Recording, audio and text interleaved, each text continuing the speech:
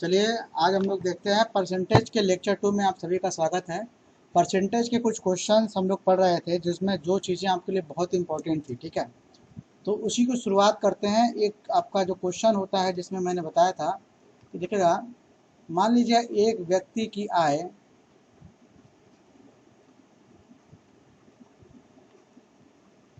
दूसरे व्यक्ति से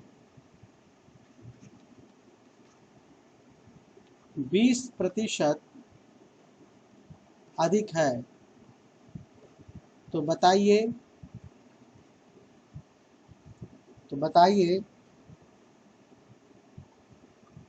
दूसरे व्यक्ति की आय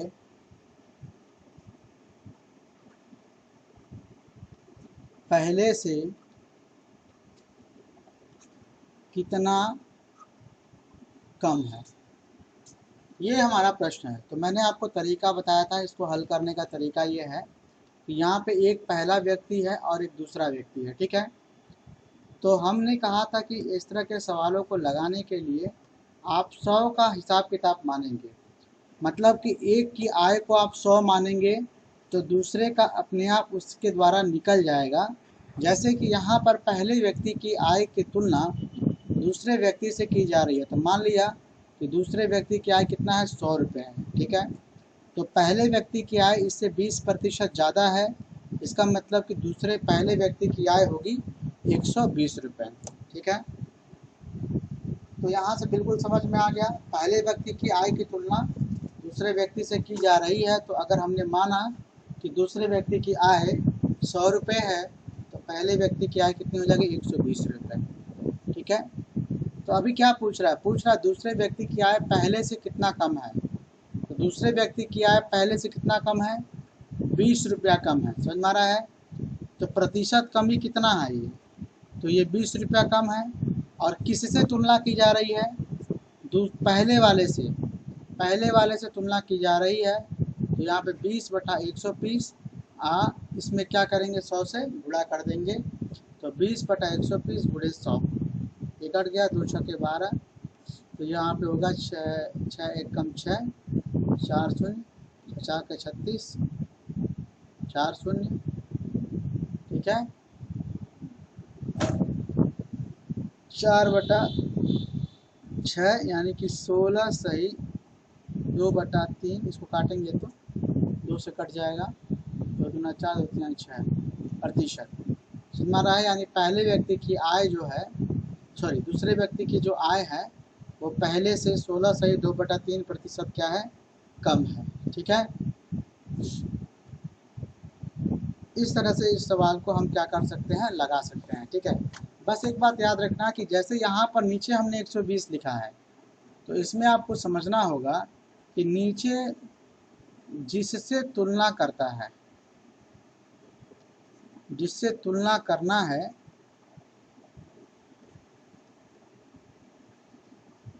उसकी आय नीचे रहेगी, ठीक है। जिससे तुलना करना है उसकी आय नीचे रहेगी। एक दूसरा प्रश्न देखिएगा, मदन की उम्र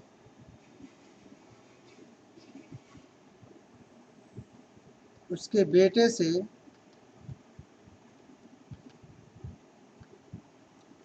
40% अधिक है, तो बताइए उसकी बेटे की उम्र मदन से कितना प्रतिशत कम होगा, ठीक है। तो दो लोग हैं, एक है मदन और दूसरा है मदन का बेटा। तो मदन की उम्र उसके बेटे से 40% क्या है, अधिक है। तो मान लिया बेटे की उम्र क्या है, 100 वर्ष है, तो मदन की उम्र कितनी हो जाएगी, 140 हो जाएगा, ठीक है। तो बेटे की उम्र मदन की उम्र से कितना कम हो रहा है, 40 साल कम हो रहा है। अच्छा, यहाँ पर हमको बेटे की उम्र की तुलना किसके द्वारा करना है, मदन की उम्र से करना है। यानी कि इसमें इसके बेटे की उम्र में प्रतिशत कमी कितनी है, तो तो 40 साल वो उससे छोटा हो रहा है। आप कहेंगे सर 100 140 इतना ज़्यादा उम्र कैसे हो जा रहा है? हम ये बस मान रहे हैं सवाल लगाने के लिए, ठीक है। तो 40/140 और प्रतिशत में बदलना है तो बुरे क्या कर देंगे 100। 0 से 0 कट गया, 2 7 14, 2 दूना 4, यानी 200/7, 7 दूनी 14, 7/56, 4/7%। 28 सही 4/7% कम है। समझ में आ रहा है? यानी कि यहाँ से इसका निकल जाएगा उसकी बेटे की उम्र मदन की उम्र से इतना 28 सही 4/7% क्या है? कम है। ठीक है। अच्छा, अब देखिएगा ध्यान से। अब ये एक फर्स्ट टाइप का क्वेश्चन ही रहा, ये एक तरह का क्वेश्चन रहा टाइप फर्स्ट। एक दूसरे टाइप का भी क्वेश्चन आता है जो कंजम्पशन से जुड़ा होता है। कंजम्पशन यानी कि खपत। ठीक है, तो इसमें देखो हम कुछ वस्तुएं होगा और दाम की बात करेंगे और खपत की बात करेंगे, लेकिन हम यहाँ पे पूरे सौदे में खर्चा स्थिर रखना चाहते हैं। जैसे कि हम मान लीजिए 100 रुपये ले जा कर के बाज़ार जाते हैं और हम 5 किलो चीनी खरीद के लाते हैं। ठीक है, तो 100 रुपये में हम 5 किलो चीनी खरीदते हैं। 100 रुपये में 5 किलो चीनी खरीदते हैं। ठीक है, तो बताइए कि अगर चीनी का दाम मान लीजिए 20% बढ़ जाए, 120 हो जाए, तो खपत कितना कम करना पड़ेगा ताकि खर्चा न बदले। तो यहाँ पे एक और देखो कि दो चीज़ें हैं। एक तो दर होगा, दाम का मतलब जैसे दो चीज़ें समझिएगा, ऐसे समझो। फिर से उसको मैं फिर से समझाता हूँ, देखिएगा।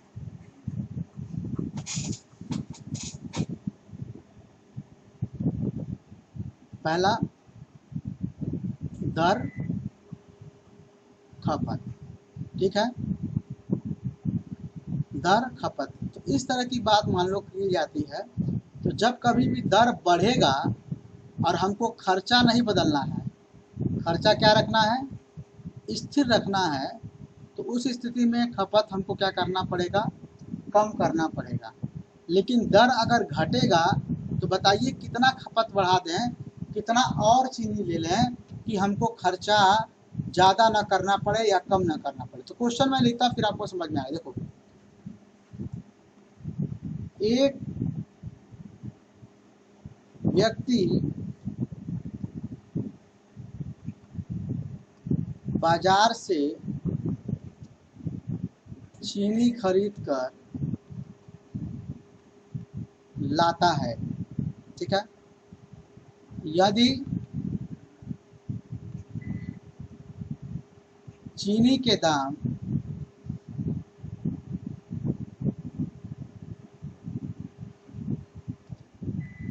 यदि चीनी के दाम 10% बढ़ जाती है तो बताइए खपत में कितनी प्रतिशत की कमी की जाए कि खर्चा स्थिर रहे। मतलब कि खर्चा ना बढ़े, खर्चा उसको ज़्यादा ना करना पड़े। इसी प्रश्न को एक दूसरे तरीके से भी लिखा जा सकता है। जैसे एक व्यक्ति बाजार से चीनी खरीद कर लाता है, यदि चीनी के दाम 10% दाम में 10% की कमी हो जाए तो बताइए चीनी की खपत या मात्रा कितनी बढ़ानी पड़ेगी ताकि खर्चा स्थिर रहे। दोनों सेम प्रश्न है, दोनों इस तरह के प्रश्न हैं कि इस प्रश्न में हमको खर्चा बदलने नहीं देना है, खर्चा बदलने नहीं देना है, खर्चा क्या है, स्थिर है। तो इसका मतलब कि अगर रेट बढ़ेगा तो खपत कम हो जाएगा। दूसरी चीज, जिस अनुपात में रेट बढ़ेगा उसी अनुपात में खपत कम हो जाएगा। लेकिन अगर रेट घट रहा है और हमको खर्चा बदलने नहीं देना है तो जिस अनुपात में रेट हमारा घटेगा उसी अनुपात में खपत भी हमारा क्या होगा, बढ़ जाएगा। तो चलिए देखते हैं। सबसे पहले चीनी का दाम, दर, और हम बात करेंगे फिर से खपत की। तो चीनी के दाम 10% बढ़ गए। मतलब भैया पहले चीनी का एक प्रारंभिक दाम होगा और एक अंतिम दाम होगा। अंतिम दाम का मतलब कि चीनी का दाम बढ़ने के बाद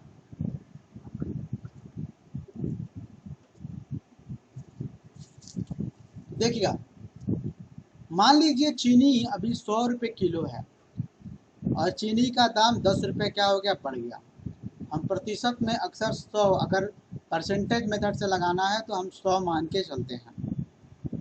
चीनी के दाम 10% बढ़ गए, इतना मतलब कि चीनी कितना हो गया, अभी 110 रुपये हो गया। तो मैंने क्या कहा कि जिस अनुपात में, इसको आप काट भी सकते हो, 0 से 0 कट गया, 10 से 11 हो गया, यानी दर हो गया 10 से 11। तो मैंने अभी आपको एक बात बताया कि जिन प्रश्नों में खर्चा स्थिर रखना होता है तो जिस अनुपात में दर बढ़ेगा उसी अनुपात में खपत घटेगा।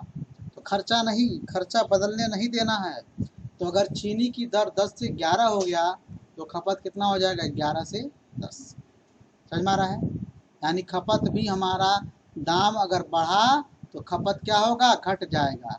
कितना घट गया, 1 रुपया। कितना घट गया, 1 रुपया।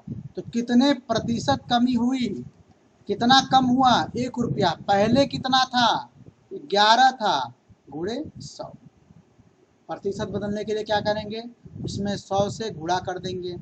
तो 11 9 99, 9 सही 1/11% की कमी करना पड़ेगा। इसी प्रश्न को दूसरे फॉर्म में आप देख रहे हैं कि चीनी की दर के बारे में बात करेंगे। एक प्रारंभिक दर होगा, एक अंतिम दर होगा, और खपत के बारे में बात करेंगे। यहाँ पे क्वेश्चन को पहचानना है कि इसमें देखो, क्वेश्चन में खर्चा बदलने नहीं देना है। तो मान लीजिए कि चीनी का प्रारंभिक दाम कितना था, 100 रुपया। अभी चीनी के दाम में 10% की क्या हो गई है, क्या हो गई है, कमी हो गई है। इसका मतलब कि अभी चीनी का दाम कितना हो गया, 90 हो गया। तो पहले 100 था, अभी 90 हो गया। इसको काट दीजिए, 0 से 0, 0 0 कट गया, 10। यानी कि चीनी का दाम 10 रुपया से 9 रुपया हो गया। पहले 10 रुपया किलो था, अभी 9 रुपया किलो हो गया। तो खपत कितना हो जाएगा, 9 से 10। मतलब कि अगर पहले अगर 9 रुपया खर्चा होता था, पहले अगर 9 किलो चीनी आती थी तो अभी चीनी कितनी आएगी, 10 किलो आएगा, खपत बढ़ जाएगा उसका। ठीक है, तो 9 से 10 हो गया, कितना बढ़ा, 1 रुपया बढ़ा। पहले कितना था, कितना बढ़ा, 1 किलो बढ़ा। इसको देखो, खपत को हम किलो में सोचेंगे और दर को हम रुपए में सोचेंगे, प्रति किलो। तो खपत कितना बढ़ा, 1 किलो बढ़ा। पहले कितना होता था, 9 किलो, और गुणे 100। तो कितना हो जाएगा, 9 एकम 9, 9 एकम 9, 11 सही 1/9% खपत क्या होगा, बढ़ जाएगा। कब, जब हमको खर्चा बदलना ना पड़े। समझ में आ रहा है, जब हमको खर्चा बदलना ना पड़े।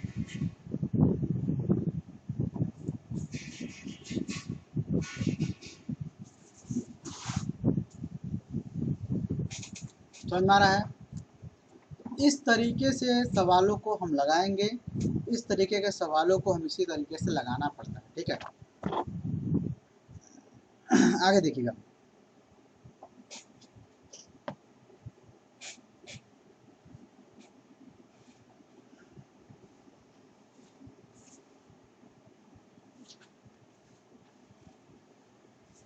हो गया?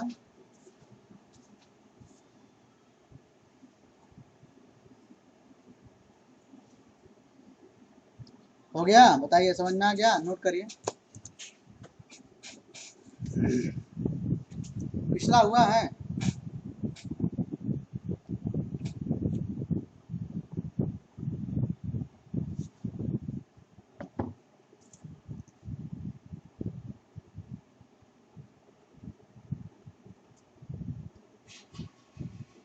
पूरा करिए।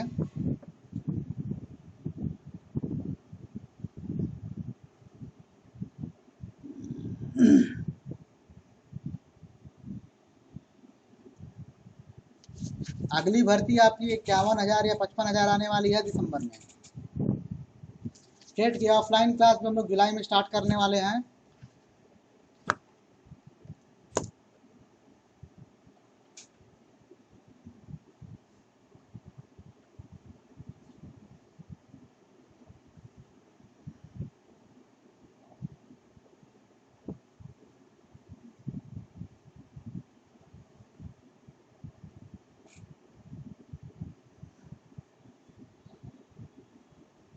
हो गया सबका? नोट कर लीजिए, पिछला हुआ था कि नहीं?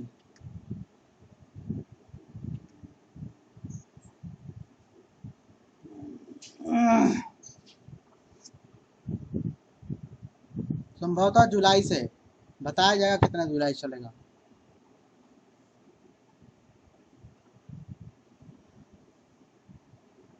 हाँ, ऑफलाइन चलेगा जुलाई से। अगर कोई आदेश आ गया तो जुलाई से ऑफलाइन चलेगा।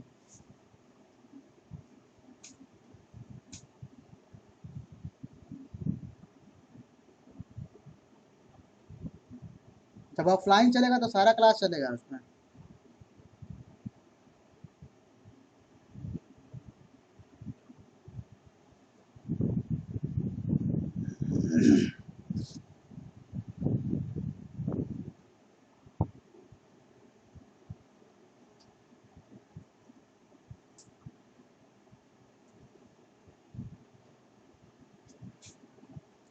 हो गया?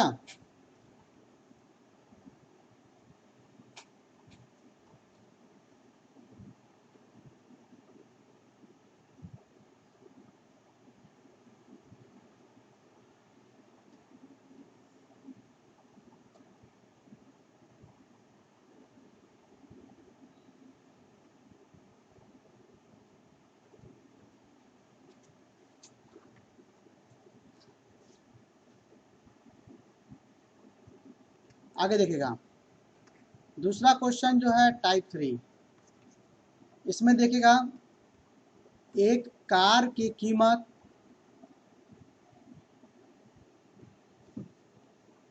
प्रतिवर्ष 10% की दर से कम होती है यदि कार की वर्तमान कीमत 1,00,000 रुपए है तो 2 वर्ष बाद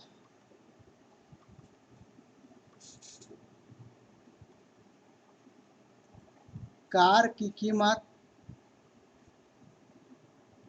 क्या होगी? क्लियर? इसी प्रश्न को एक तरह से और देखते हैं। एक नगर की जनसंख्या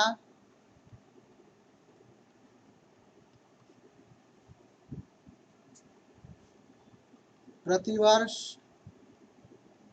10% की दर से बढ़ती है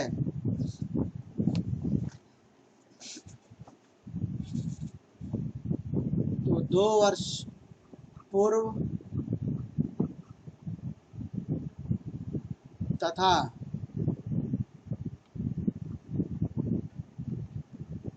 2 वर्ष बाद उस नगर की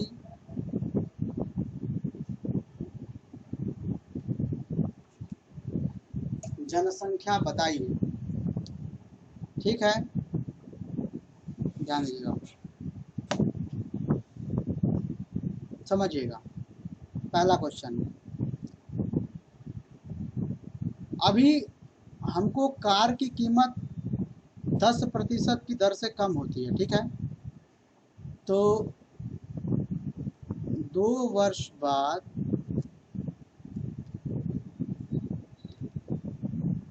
कार की कीमत हमको बतानी है। अभी कार कितने का है भाई? 1 लाख रुपए का है, ठीक है। 2 साल के बारे में बात करना है। पहले साल कार की कीमत 10% कम होगी, फिर दूसरे साल कार की कीमत 10% कम होगी। मतलब कि अगर पहले साल कार की कीमत 10% कम होगी, यानी कितना होगा? 90%।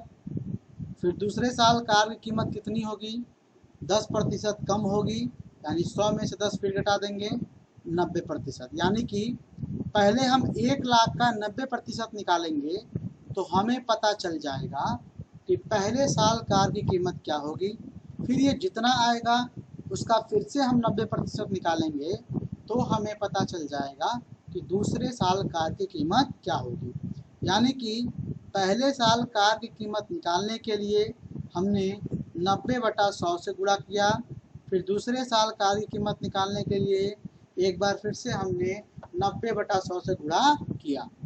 2 जीरो से 2 जीरो कट जाएगा, इन दोनों से ये दोनों कट गया, 99 81, 3 जीरो बढ़ जाएगा। यानी कि 2 साल के बाद उस कार की कीमत क्या हो जाएगी? 81,000 रुपये हो जाएगी, ठीक है।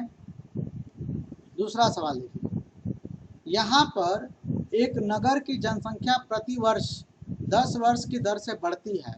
तो हमको 2 साल पहले का भी और 2 साल बाद का भी उस नगर की जनसंख्या ज्ञात करनी है। मतलब कि 2 साल पहले, तो भाई देखो आप दिमाग लगाइए, अगर नगर की जनसंख्या अभी नगर की जनसंख्या कितनी है? अभी 1 लाख है। तो 2 साल पहले नगर की जनसंख्या कम रही होगी और 2 साल बाद नगर की जनसंख्या ज़्यादा रही होगी, ठीक है। क्योंकि नगर की जो जनसंख्या है वो हर साल कितनी बढ़ रही है? 10% की दर से बढ़ रही है, ठीक है। देखिएगा, सबसे पहले हम निकालते हैं 2 वर्ष पूर्व नगर की जनसंख्या। अभी नगर की जनसंख्या कितनी है? 1 लाख। तो 2 साल पहले नगर की जनसंख्या कितनी होगी? 10% कम रही होगी, क्योंकि भाई कॉमन सेंस लगाओ, हर साल बढ़ रही है। तो हम जब पीछे जाएंगे तो उस समय नगर की जनसंख्या क्या रही होगी? पीछे जाएंगे तो कम रही होगी, और जब आगे जाएंगे तो नगर की जनसंख्या क्या होगी? बढ़ेगी, यानी कि ज़्यादा रहेगा। तो 1 साल पीछे गए तो नगर की जनसंख्या 90/100। फिर 2 साल पीछे जाएंगे तो नगर की जनसंख्या ये जितना आएगा उसका 90/100 से हम क्या करेंगे? गुणा कर देंगे। यानी यहाँ पर भी आंसर हमारा क्या आएगा? 81,000, ठीक है। लेकिन यही सवाल में थोड़ा सा परिवर्तन किया गया। हमसे पूछा है 2 वर्ष बाद नगर की जनसंख्या। 2 वर्ष बाद नगर की जनसंख्या क्या होगी? ठीक, तो 2 वर्ष बाद नगर की जनसंख्या क्या होगी? तो लगाइए दिमाग, 2 वर्ष बाद नगर की जनसंख्या, अभी नगर की जनसंख्या कितना है? 1 लाख। तो अभी अगले साल नगर की जनसंख्या कितनी बढ़ेगी? 10% बढ़ेगी। याद रखना है, यहाँ पर बात कर रहा है बढ़ने की।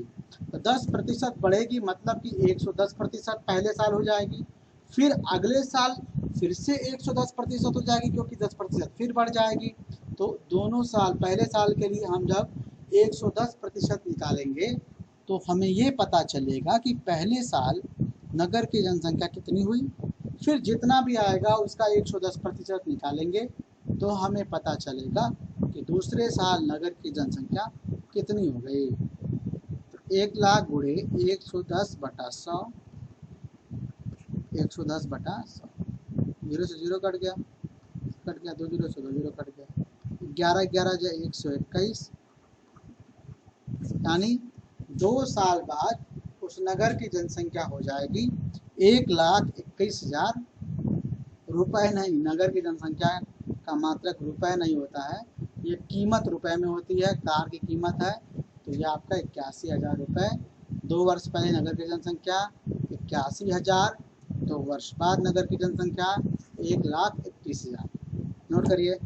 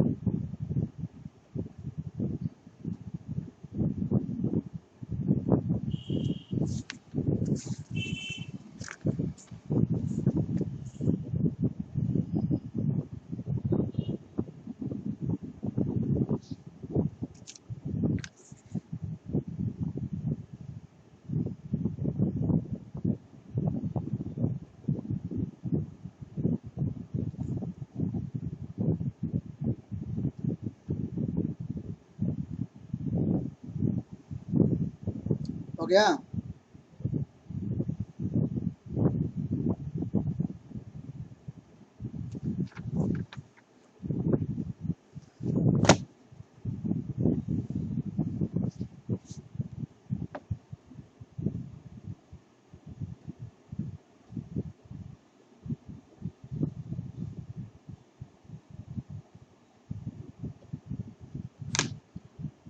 आगे देखिएगा, अभी ये जो टाइप हम लोग पढ़ा है, टाइप 2 जो हमने पढ़ा है कंजम्पशन पे आधारित, अब इसी पे आधारित एक क्वेश्चन है which is based on area, surface area. देखिएगा, जैसे एक खेत आप लोग समझ रहे हैं ना, खेत समझ रहे हैं ना, एक खेत की लंबाई 10% बढ़ाने पर बताइए चौड़ाई कितने प्रतिशत कम की जाए कि क्षेत्रफल ना बदले। ठीक है, यहाँ पर दो चीज़ है, लंबाई है, चौड़ाई है, लेकिन कंडीशन क्या है, क्षेत्रफल ना बदले। यह सवाल बिल्कुल उसके जैसा है जिसमें हम कह रहे थे कि दाम बढ़ने पर खपत कितना कम किया जाए कि खर्चा न बदले, तो ये सवाल उसी तरह से है। तो जाहिर सी बात है, अगर हम लंबाई को बढ़ाएंगे तो चौड़ाई को उसी अनुपात में क्या करेंगे, घटाएंगे, और लंबाई को अगर घटाते हैं तो चौड़ाई को क्या करेंगे, बढ़ाएंगे, लेकिन ये उस शर्त पे होगा जब क्षेत्रफल नहीं बदलेगा। ठीक है, तो चलिए देखते हैं।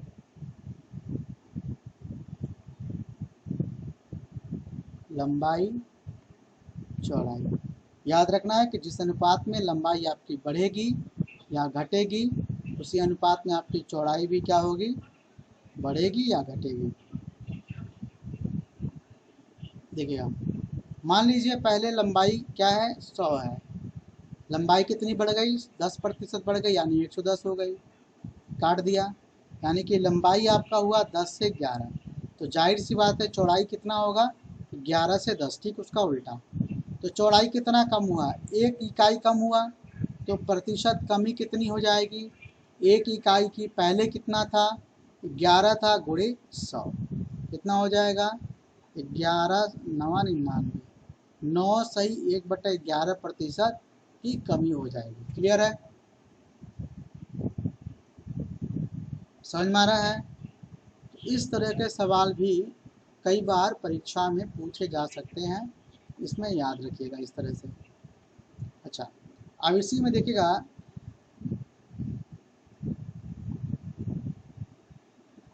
एक खेत की लंबाई पहले 10% बढ़ाई गई, ठीक है। एक खेत की लंबाई पहले 10% बढ़ाई गई और चौड़ाई 20% बढ़ाई गई, तो बताइए क्षेत्रफल कितना परिवर्तित होगा। कोई लगाएगा यह सवाल? किसी को आ रहा है कोई वीर?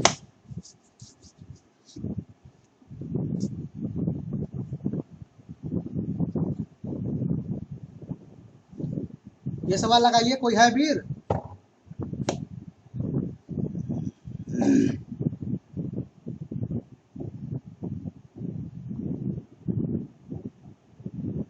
बोलो भाई, कहाँ तुम लोग? एकदम शांत हो, खाली सुन रहे हो।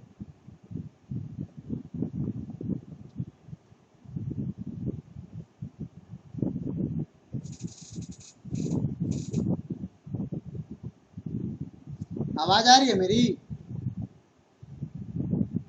हेलो?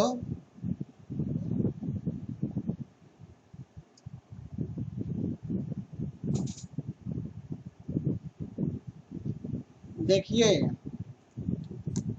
अर्चना साहनी है इसमें। अर्चना साहनी क्लास कर रही हैं।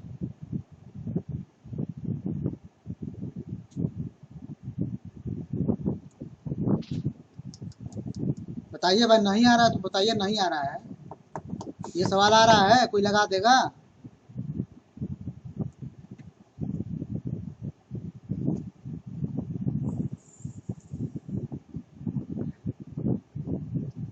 जब तक कुछ बोलोगे नहीं हम आगे बढ़ेंगे नहीं। 32% इंक्रीमेंट, ठीक है, अभी चेक कर लेंगे।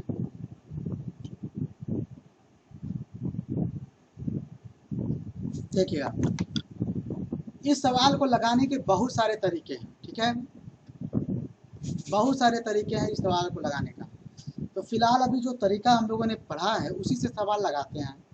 हम बात करेंगे पहले लंबाई की, फिर बात करेंगे चौड़ाई की, और उनके प्रारंभिक मान की, और फिर अंतिम मान की। आपको पता है क्षेत्रफल बराबर क्या होता है? लंबाई गुणे चौड़ाई। You know better that what is the formula of area, that is लंबाई गुणे चौड़ाई। तो आप देखो ध्यान से कि खेत की लंबाई पहले 10% बढ़ाई गई है ना। तो खेत की लंबाई पहले कितनी थी? खेत की लंबाई पहले अगर 100 रही होगी तो अभी कितना हो जाएगा? 110। मैंने कहा आप इसको काट सकते हो। चौड़ाई अगर पहले 100 रही होगी तो अभी कितना हो जाएगा? 120। इसको काट दो। अभी खोपड़ी लगाओ, खोपड़ी लगाओ। क्या लगाओ भैया? कि पहले लंबाई अगर 10 थी तो चौड़ाई भी कितनी है? 10। बाद में लंबाई अगर 11 है तो चौड़ाई कितनी है? 12 है। तो क्षेत्रफल बराबर क्या होता है? लंबाई गुणे चौड़ाई। तो प्रारंभिक क्षेत्रफल कितना होगा? लंबाई 10 है, चौड़ाई 10 है, 10 दहा में 100। अंतिम क्षेत्रफल कितना होगा? 11 दूनी 22 का 2, हाथ में आया 2, 11 एकम 11 और 2 13, 132।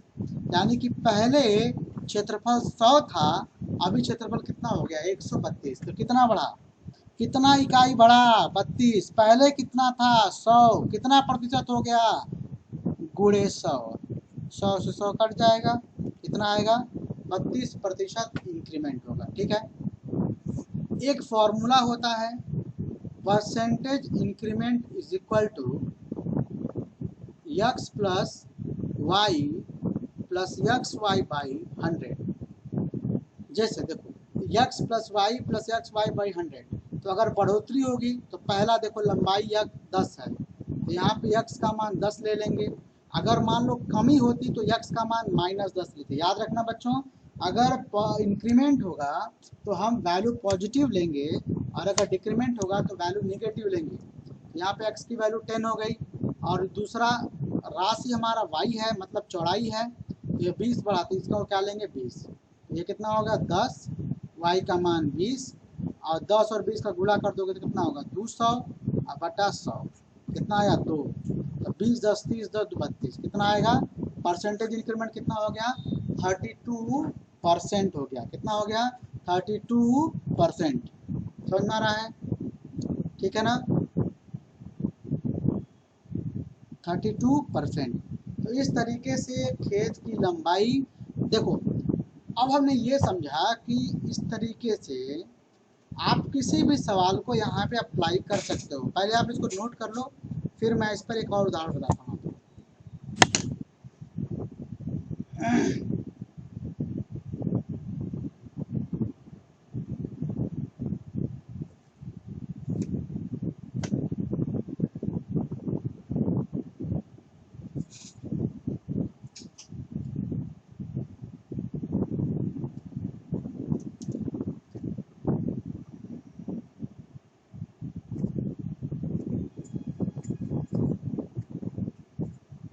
हो गया,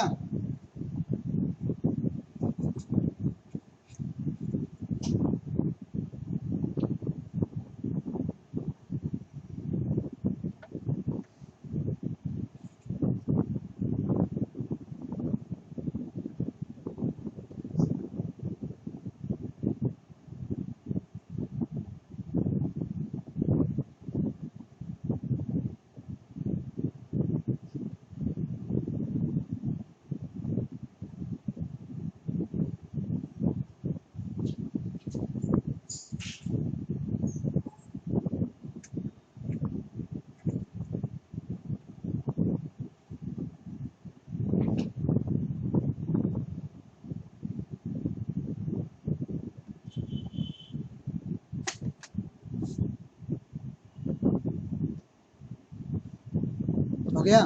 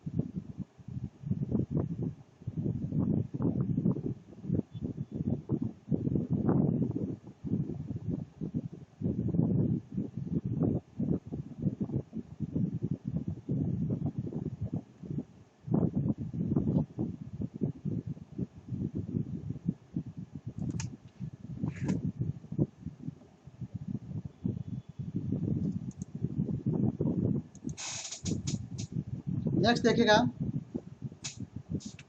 इस तरीके से आपको समझना होगा कि इस तरह के सभी प्रश्न जिसमें 2 बार इंक्रीमेंट हो या एक बार इंक्रीमेंट हो या एक बार डिक्रीमेंट हो। तो एक सवाल आप देखते हैं, जैसे मान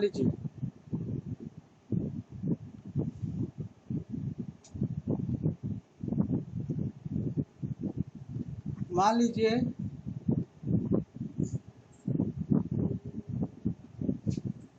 सूर्यांशु की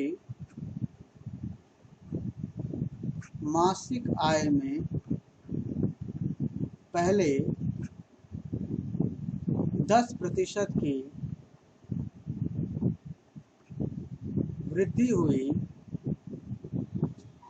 फिर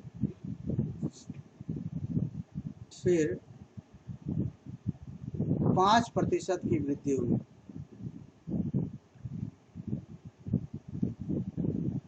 तो बताइए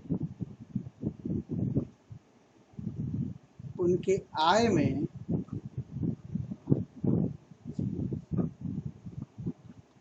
कुल कितने प्रतिशत की वृद्धि हुई। ठीक है ना, उनके आय में कुल कितने प्रतिशत की वृद्धि हुई। तो प्रतिशत वृद्धि कैसे निकालेंगे, आपका जो फॉर्मूला है आप उसी से निकालिएगा। तो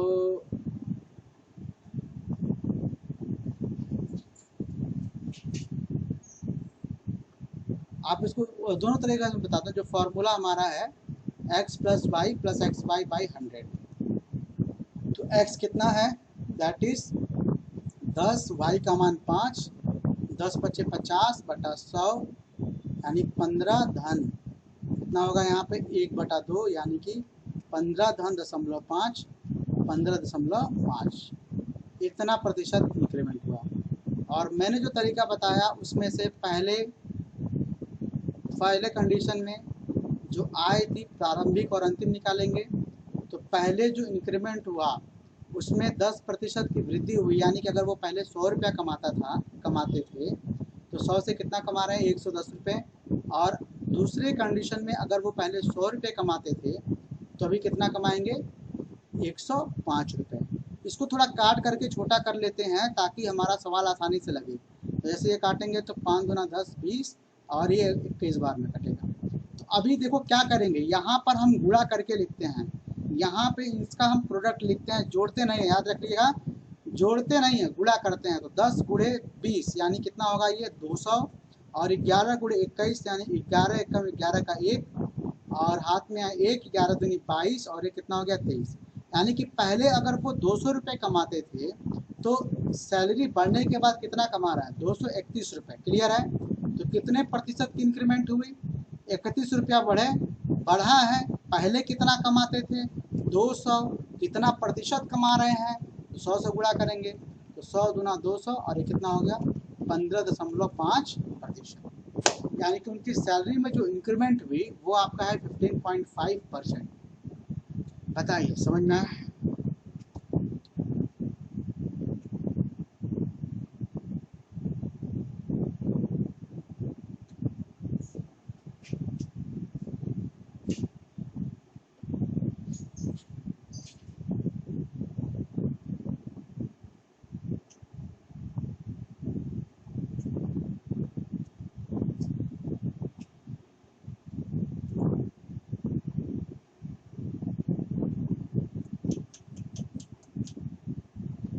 हो गया? लगाइए इसको।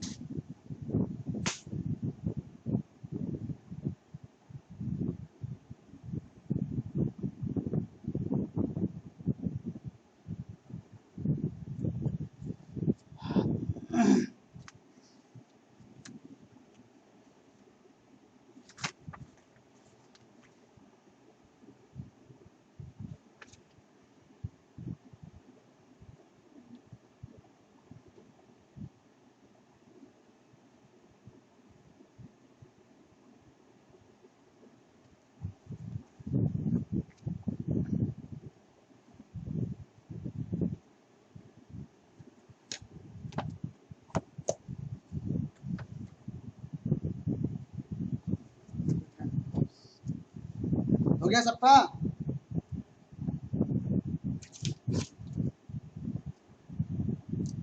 देखिए इसमें एक दिन का समय और लेंगे।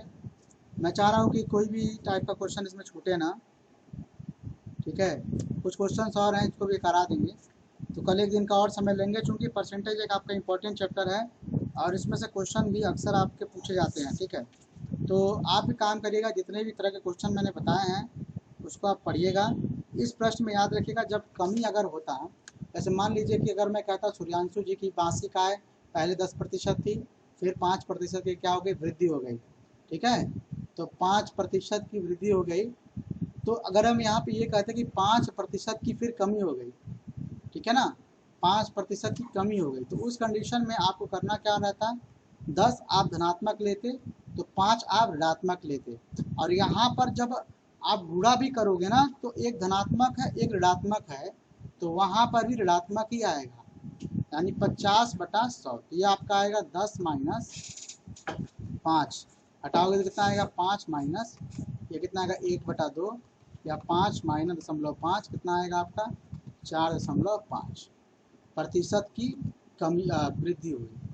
यानी जब ये पॉजिटिव आएगा तो हम इसमें समझ लेंगे कि उनकी इनकम में क्या हो रहा है आपका वृद्धि हो रहा है। लेकिन अगर मान लीजिए कि ये कहता है कि सूर्यांशु की आयु में पहले 10% की कमी हुई, फिर 10% की कमी हुई, 2 बार क्लियर है, 2 बार कमी हुई। तो उस कंडीशन में अब यहीं पे क्या होता है, पहले -10 लेते, फिर -5 लेंगे, ठीक है, और यहाँ पे जब मल्टीप्लाई करोगे तो -10 इंटू -5 प्लस हो जाएगा 50/100, ये हो गया -15 और ये हो गया 0.5, तो -15 धन 0.5 हटाओगे तो -14.5 आएगा। तो ये माइनस आना हमको बताता है कि उनकी आय में इतने प्रतिशत की क्या हो चुकी है, कमी हो चुकी है। तो इस तरीके से जब किसी भी प्रश्न में उत्तरोत्तर वृद्धि या कमी या कमी या कमी वृद्धि या वृद्धि होता है, तो जो परिणामी प्रतिशत होता है अगर वो धनात्मक आएगा सूत्र का इस्तेमाल करके तो वृद्धि होगी, और ऋणात्मक आएगा तो क्या होगा, कमी होगी। ठीक है, तो चलिए दैट्स ऑल फॉर टुडे। और बाल विकास की क्लास स्लाइड से हम लोग पढ़ेंगे, स्लाइड मैं तैयार करवा रहा हूँ, स्लाइड से रहेगा तो बहुत जल्दी आप लोग का सिलेबस कंप्लीट हो जाएगा। ठीक है, तब तक आप लोग ये दो सब्जेक्ट तो आपका तैयारी है रहा कंप्लीट हो जाएगा। जुलाई में बाकी सब्जेक्ट भी चलवा दूंगा मैं, तो आपका जल्दी कंप्लीट हो जाएगा। फिलहाल ये दोनों तो आप कंप्लीट ही कर लीजिए।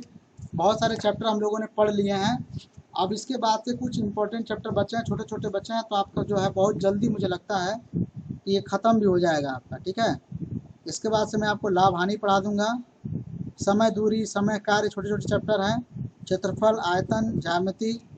ठीक है, मैक्सिमम जो आपके कुछ चैप्टर्स हैं वो हमारे समाप्त भी हो चुके हैं, तो आप पढ़ते रहिए। एक दिन मैं बोलूँगा किसी को तो आप लोग आके एक बार असाइनमेंट यहाँ से ले लेंगे।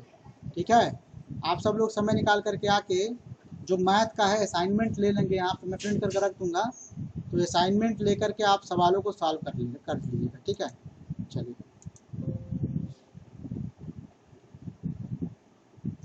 पेज 1 दिखाएं। अच्छा ठीक है, एक मिनट, पेज 1 मैं दिखाता हूँ आपको, यही था ना, ये था